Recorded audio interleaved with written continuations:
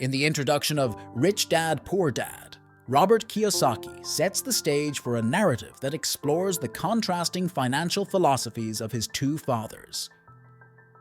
Kiyosaki's biological father, whom he refers to as his poor dad, was a highly educated man with a PhD who worked for the government.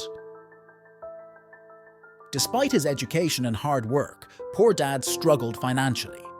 In contrast, Kiyosaki's best friend Mike's father, his rich dad, was an entrepreneur who left school at the age of 13, but went on to become one of the wealthiest men in Hawaii. Kiyosaki explains that he learned valuable lessons from both men, but their differing views on money, investing, and work significantly shaped his understanding of finance. Poor dad believed in the traditional path of obtaining a good education, securing a high-paying job, and working hard. He valued job security and was wary of taking financial risks. Poor dad often said, "I can't afford it," which reflected his mindset of scarcity and limitation. Rich dad, on the other hand, believed in the importance of financial education and investing in assets that generate income. He encouraged Kiyosaki to think differently about money, often saying, "How can I afford it?" This mindset shift from limitation to possibility was a fundamental lesson Kiyosaki learned. Rich Dad emphasized the difference between assets and liabilities, teaching Kiyosaki to acquire assets that put money in his pocket, such as real estate, stocks, and businesses, while avoiding liabilities that take money out, like expensive cars and consumer debt.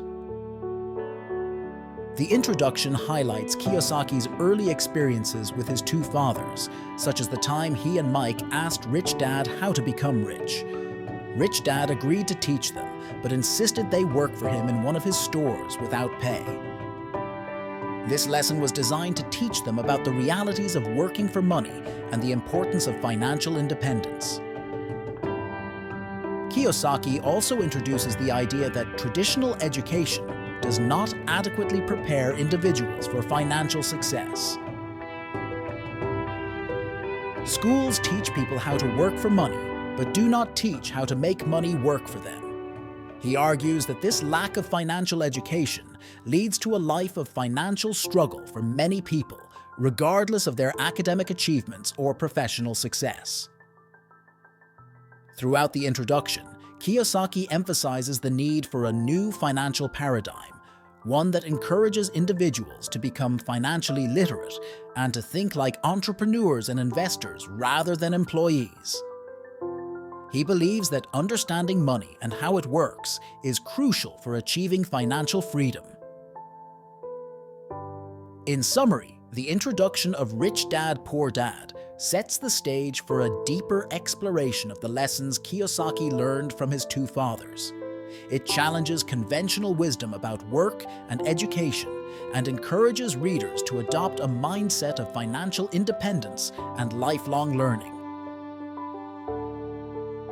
By contrasting the philosophies of his poor dad and rich dad, Kiyosaki aims to provide readers with the tools and insights needed to navigate the complex world of finance and achieve their own financial goals.